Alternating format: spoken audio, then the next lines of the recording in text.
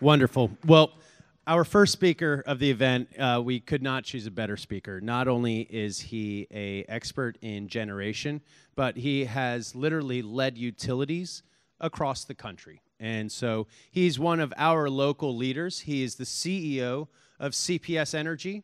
CPS Energy is the largest vertically integrated electric and natural gas municipal utility in the United States. 25 years of experience leading utilities in Illinois, Massachusetts, Maryland, Pennsylvania, Texas, all of those as a VP of Exelon, as an expert in everything from asset acquisition, generation and delivery, strategic planning, and operations. He transformed CPS Energy upon his leadership and assignment as the CEO into one of the most diversified generation portfolios in Texas, if not the country. It is number 1 in wind capacity amongst munis and number 6 in solar generation. Where we see it going next, we're going to hear from Mr. Beneby himself, but currently he steers numerous, and CPS Energy steers numerous public-private partnerships. And with the stewardship and guidance of CPS, the city of San Antonio has seen meaningful economic development impacts from the green tech solutions that it has brought to the city. Today, over $800 million in yearly economic impacts with 600 real jobs, addressing some of the core competencies that the region has. Its industry shift share analysis really speaks to a lot of the reasons why they are developing and enhancing education through partnerships with everyone from Microsoft to UT San Antonio. Also, he was the GM at Consumers Energy in Michigan. I could keep going on, 17 years at Florida Power and Light. We have someone who has seen the industry inside and out, and he comes here tonight to offer you his insight, but also his guidance and counsel as we all look to the future of the grid. Everyone, please help me welcoming Doyle Beneby.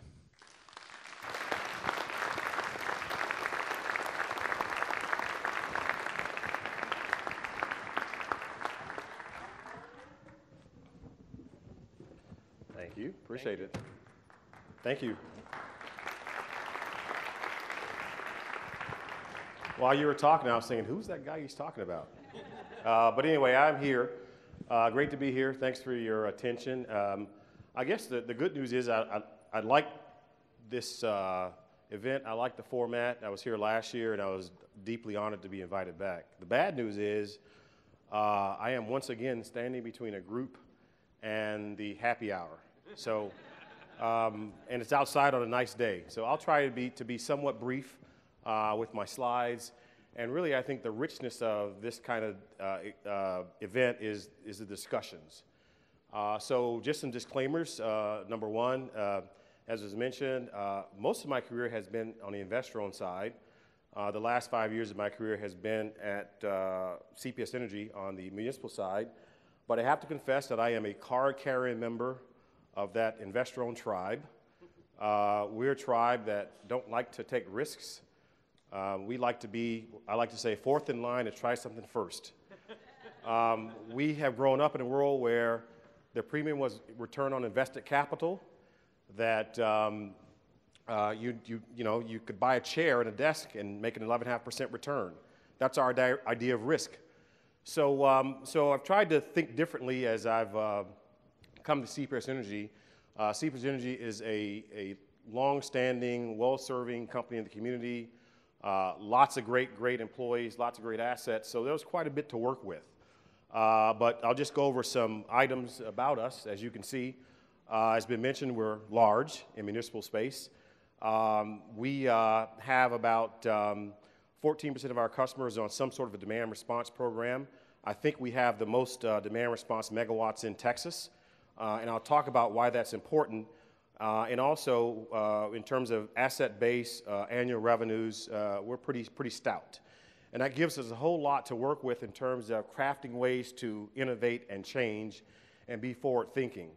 At the bottom of the slide there is our vision. I won't really go over that, but basically, we want to be a diversified, competitively priced power base. We want to contribute to our community, in which we're doing pretty well. Next slide is, I'll answer the question of why innovate. I mean, look at that. So if I stopped right there and said nothing else, there's a call to innovate. That's what's called in industry parlance the train wreck slide. Don't tell the EPA I said that. But it basically looks at from 2008 out. And the way I like to think about it is, you know, we're attacked from air, land, water, and sea. You know, just look at all that. Look at the things that are going to be regulated at some point. So, and I say that with from the standpoint of not judging it. It is what it is. So whether you're you know, on a far left of the spectrum and you wear Birkenstocks or you like Southern Oregon, to the far right of the spectrum where, you know, you never met a coal plant you didn't love, it doesn't really matter, right? That is reality, that part of the world is changing. And so if for nothing else, there's a cause to innovate and think differently about this business, because if you stand still, that slide will eat you alive if you have generation assets, and maybe if you don't. Second slide suggests, again, why innovate? Declining demand. So look at that slide. The y-axis to the left is really the amount of demand increase. So the increases have been declining since 1950 down to a point where it's about flatline, meaning growth is flat to slightly negative. So imagine being in an industry where you incentivize people to use less of your product, and they're using less anyway because of efficiency, conservation, and the like. But look at that. This is a very, very unique industry. So again, if you thought about nothing else and you stayed pat, you get eaten alive. How can you survive in an industry where your demand is flatlining to decreasing? Another call to innovate. Look at this one. This suggests that on the left side is roughly in the United States, about 3% of a customer's share of wallet goes to electricity and gas. So think about it. They're using less of your product. It's less meaningful compared to the other things that they spend on, so it's not super impactful, meaning in general, you can't only attract them with low prices, you got to do something else. On the right side of that, look at those competitors there, the new game players who have lower barriers to entry. They don't have to build poles and wires and transformers, switches, breakers, you know, the like regulators to get to this power business. We've already done that. We've put up the infrastructure. But they're new entrants that don't have to go through the same regulatory labyrinth that we all had to. So you've got another reason to innovate. New players that bring in their own set of asymmetrical rules who already have a connection with your customers through cable TV, through the internet, gaming, and they account for a larger share of wallet collectively. So if you, for the average household, if you look at your phone bill, your cable bill or satellite, and maybe it's ADT, maybe your security provider, you add all those up and they, in most cases, dwarf your energy bill. So these competitors already have a bigger share of wallet and they're have an existing contact and brand with your customers, and they don't have the same barriers to entry. Another reason to innovate. Look at this one, equally frightening. I won't take you to the one on the left. It's a kind of a maze of different lines, but go to the far one on the right and look at the blue shaded area. So roughly from 1900 to 1980 is the time it took there to reach a saturation point of 95% of landline phones. So it took 80 years for 90% of the 5% of the households to have landline phones. The red side suggests that it's taken, I don't know, less than 15 years for people to invest in mobile phones. So the digital technologies are being adopted much faster.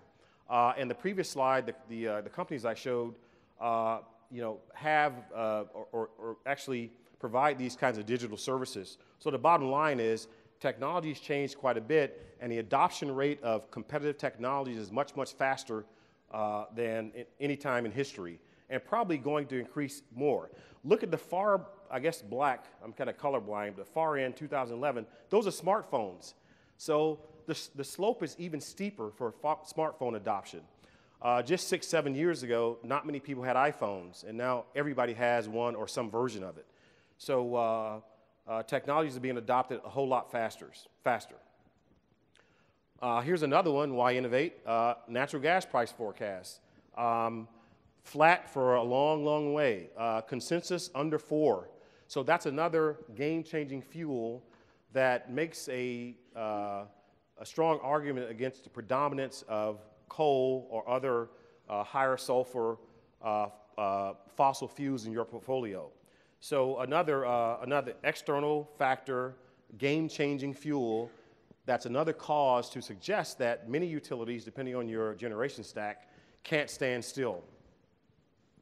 Another one, declining solar cost to grid parity. So you've got a no emissions technology that doesn't need water, that is able to approach grid parity for traditional fuels. Now, there's obviously some issues with solar in the sense that it's not on demand, and in many cases you might need to augment it with something more base load for 3-phase power in some instances. But generally, for a lot of applications, you've got a newer technology that's reaching grid parity for your traditional fleet, and people want this.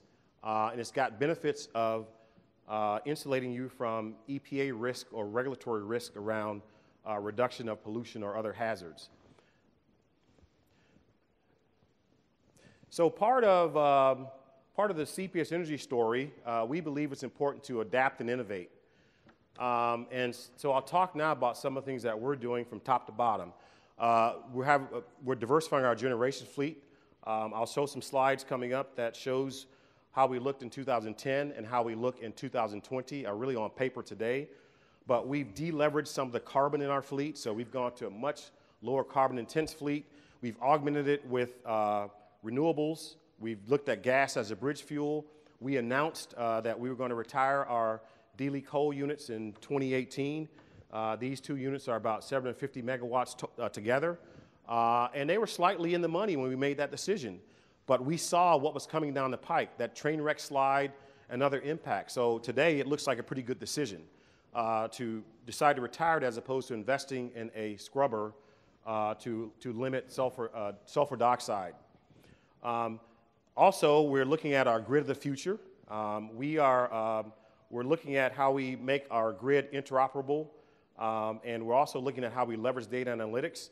We were, I think, one of the first companies in the country or cities to convert to LED lights from high-pressure sodium vapor lights.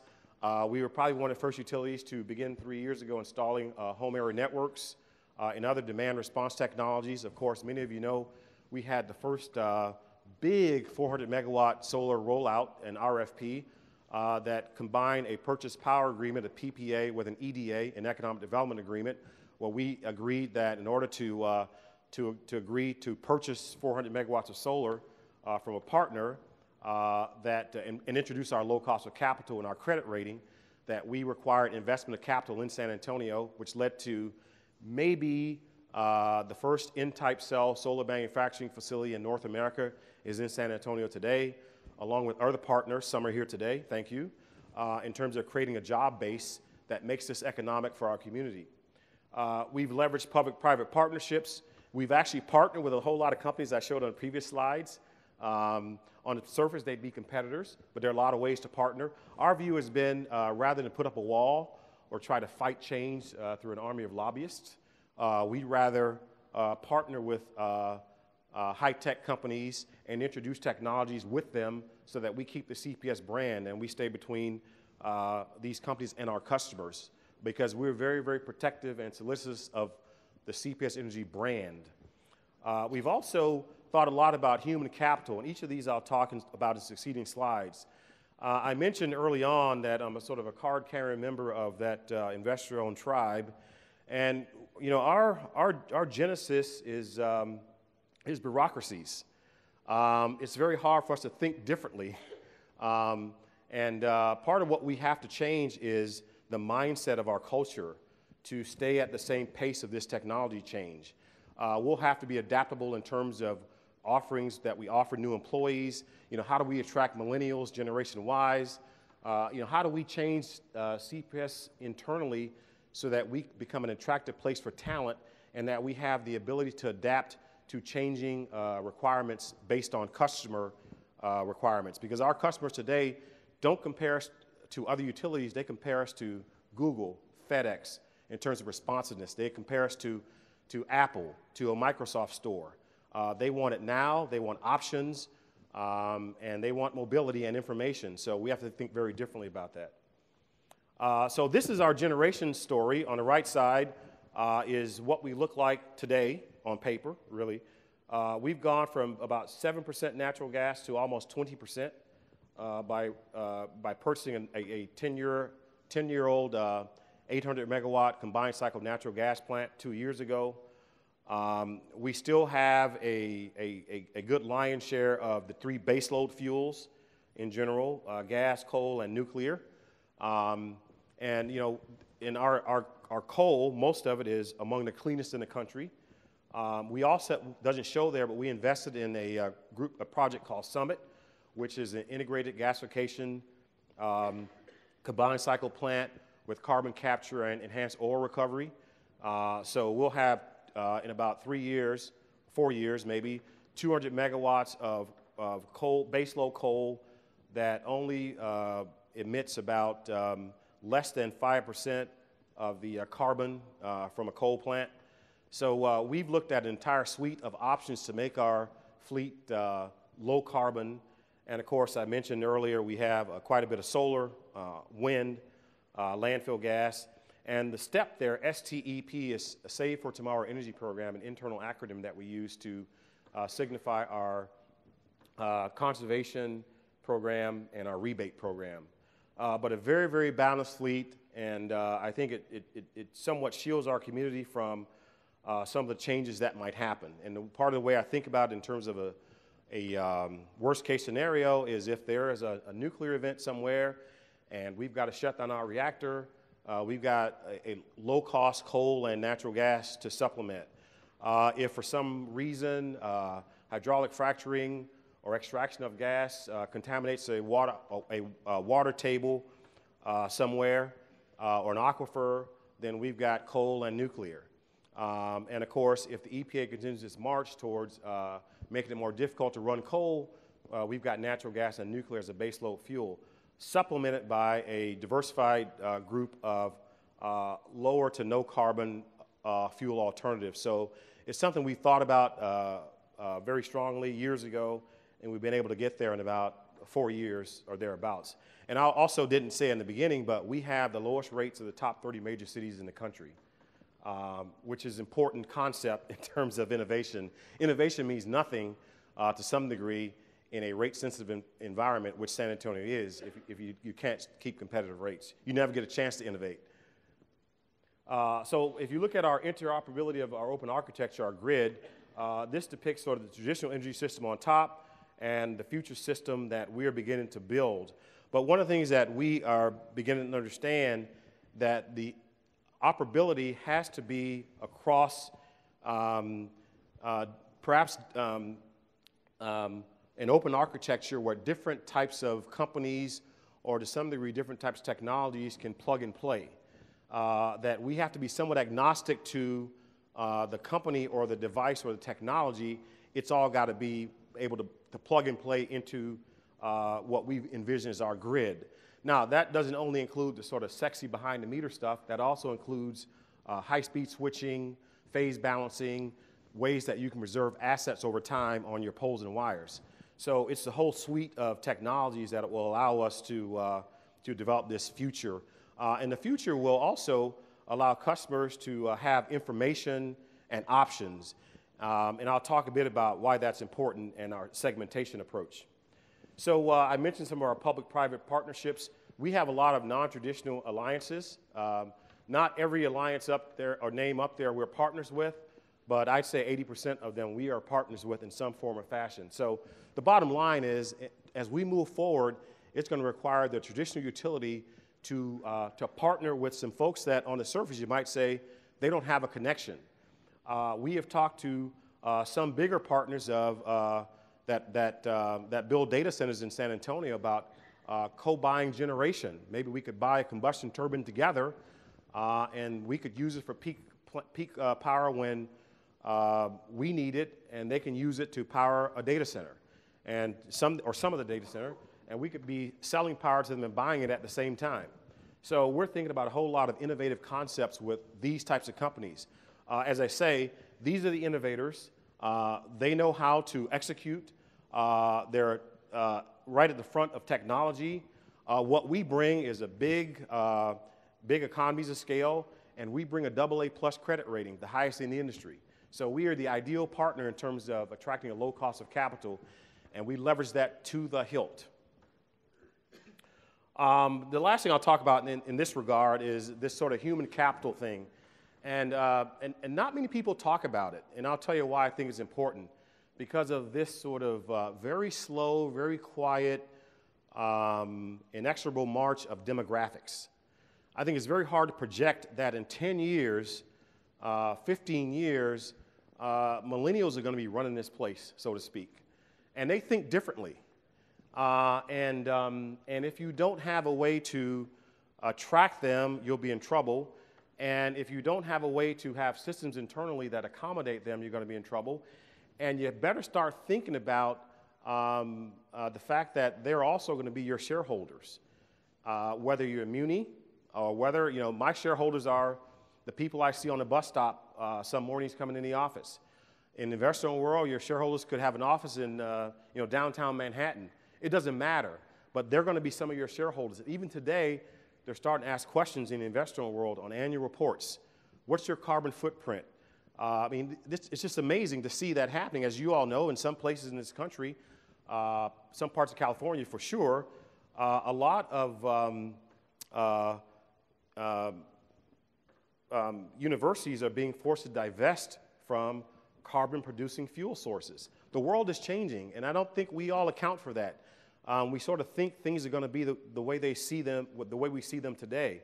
But in 10, 15 years, it's going to be very, very, very different. So one of the quick examples I always give is, right now we have a very rigid human resource system, and most bureaucracies do, right? So if a young person comes in today and says, I'm still living at home with my parents, I don't need your defined benefits program, pay me cash instead.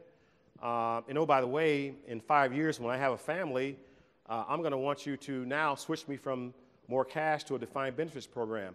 I mean, if someone asked me to do that today, I would probably stop, put my pencil down, and run to the nearest window and jump. I mean, we don't know how to do that. The world would spin backwards. We're that inflexible, but we've got to think that way going forward. So it's really going to mean that we think very differently about the type of people we hire. Right now, we're gunning to become the first utility to have our craft, our union employees that work for us, learn to maintain solar farms and actuators, motors, wiring, fuses, breakers, transformers, even installation of home area networks, because that's going to be the future. I'd rather our folks learn how to do that. So we're beginning to try to think differently as best we can. And again, it's hard for me because I'm a part of that tribe to think differently around how we see and develop talent and the type of company we're going to need to look like to attract the right people. The other point I'd like to hit that's very, very important is that to some degree, if all this does not have a path to monetization, it might not matter. So you hear a lot, well, you're a municipal utility, you're not for profit, easy for you to do. In some respects, it is easier because we are regulated locally, so I can drive down to City Hall, and it might be a couple of weeks before I can get a new rate. I don't have to go to the PUC and apply and have a study done. That can turn on a dime. Now, if I'm asking for a new rate at the same time I'm asking for a rate increase, that's not going to be pretty. But the bottom line is, as long as you keep your costs competitive, your regulators, who are generally elected, are very amenable to change. So we can turn on a dime, which is very, very good. On the other hand, I think that even in the investor-owned space, if there are ways to monetize some of this innovation. We're looking right now at if we can aggregate these demand response points around substations or locational marginal pricing areas, we can sell them in bulk to ERCOT as a generation source. So on a hot, high demand day, the system is indifferent to whether you bring on a power plant or you reduce demand.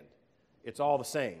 So demand reduction, demand response can now be bundled and bid into the market as a generation source. That's one way to monetize some of this. Secondly, if we can aggregate these demand response points, we can impact voltage regulation.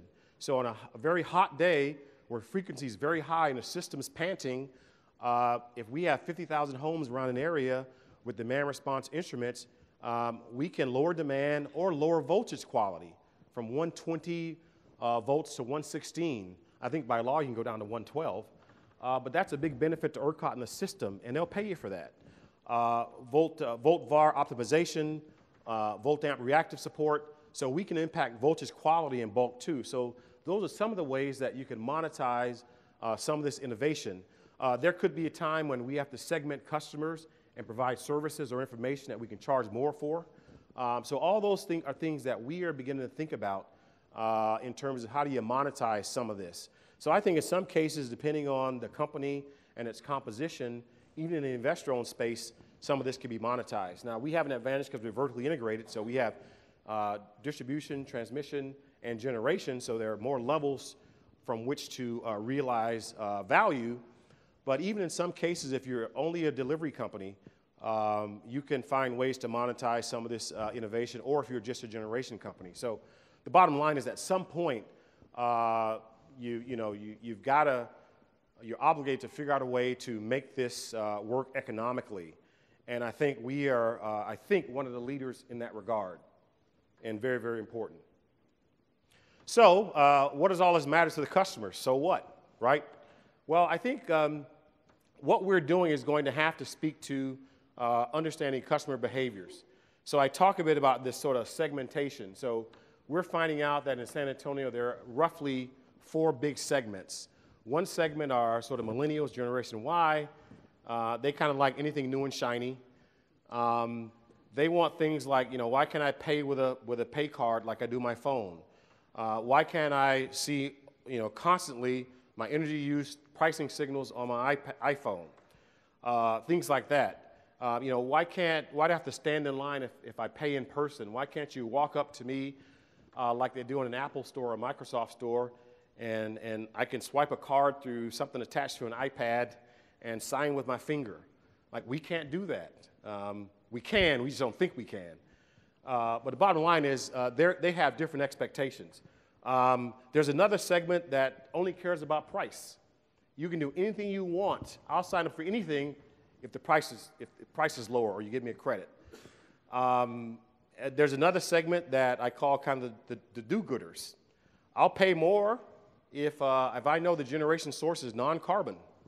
Sure, charge me more if I know it's coming from solar or wind or something that's not going to put pollutants in the air. I'm willing to pay more.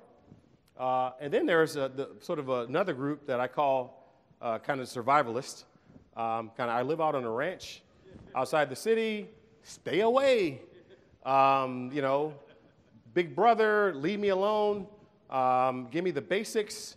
I don't need to see a meter reader, but offer something basic and don't let the power come off, and we're good to go. So we're beginning to try to understand those kind of segments and subsegments, because if we're going to get the demand response points in the right place, we've got to figure out how to get them to sign on. So how do you advertise? And how do you provide the kind of services and the branding that will make them want to sign on to some of your products that you can bundle and use to monetize?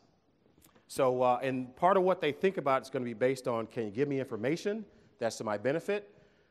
Is the price low? And are these the kind of technologies that I can leverage? And speaking of technologies, I believe that at the end of the day, the technology has to be passive. I read a study a while back where it said the average customer in the country thinks less than 6 minutes a year about their energy use. And that's probably true. So people don't pay attention, and the share of wallet's low from the earlier slide. So how do you get them? It's got to be something passive that they can sit on with a remote control and make something happen, or their iPhone. If they got to get up and go look at a meter and punch a few buttons and then come back to see what changed, they're generally not going to do that. So we're thinking about how do we make technology informative,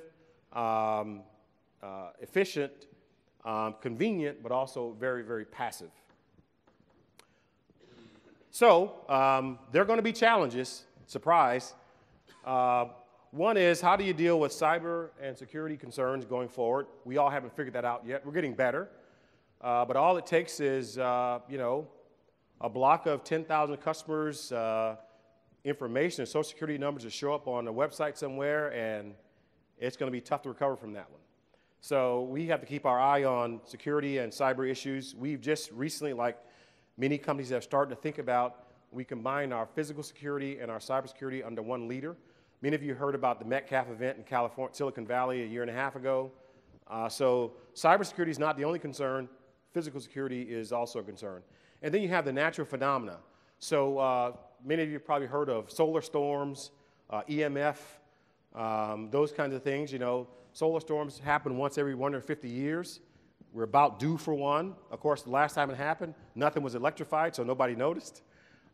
Today, could you imagine a solar event in the atmosphere that disables the computer in your automobile, that disabled all the electronics in your household?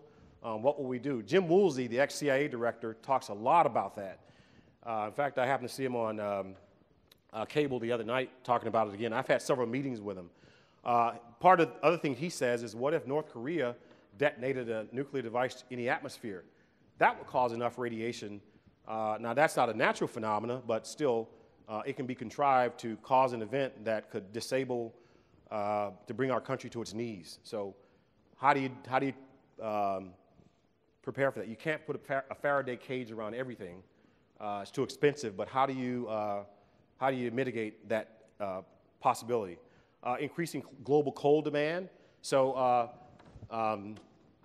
carbon intensity is going down in the United States, but it's flatlining to going up worldwide, because as we use more natural gas and the coal producers ship it to Asia, they're starting to use that more. So how does that change the dynamic worldwide if coal demand increases, because now it's plentiful? I've read reports where we have 600 plus years of coal reserve in the United States alone, and 500 plus years of natural gas. And that's only counting the ways it's been discovered through existing technology. There could be technologies in the future that allow you to discover more. So we're awash in carbon-based fuel, and some of it's going to, if we don't use it, it will find its way to the developing countries. Disaster recovery, you know, how do we, we can't prevent everything, but how do we recover from something that happens?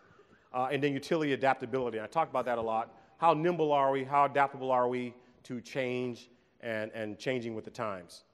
I always like to end with some sort of a provocative, maybe even pithy, thoughtful quote. So I won't disappoint you today. And there it is by one of my favorite people, Bruce Lee. Says, all fixed set patterns are incapable of adaptability or pliability. The truth is outside of all fixed patterns. Thank you.